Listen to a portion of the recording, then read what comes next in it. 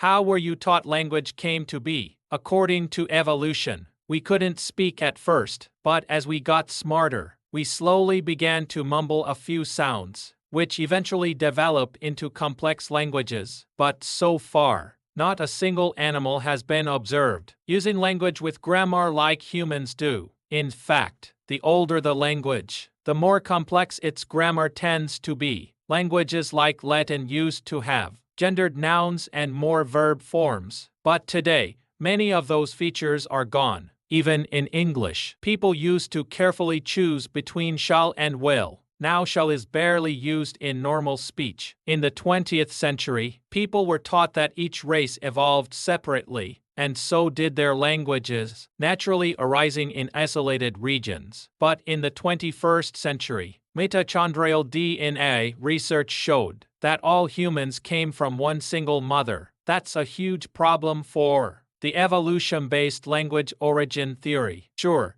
Latin could have changed into English or French over many generations, but how could those same descendants suddenly be speaking Chinese or Korean? How can all humans come from one parent, yet speak languages with no common structure or grammar? Now here's what the Bible says. Humans were created from the beginning with the ability to speak. Language existed from the start, but at the Tower of Babel, God confused their language. And when the Ice Age followed, families spread out across the earth, speaking different languages. Languages that were once complex have become simpler with each generation. Grammar, vocabulary, and even word sounds have all been lost over time. If people and languages evolved, they should have become more complex. But what we actually observe is the opposite. No one has seen evolution or creation directly, but we do observe language today. So we can ask, which worldview explains it better? Next time,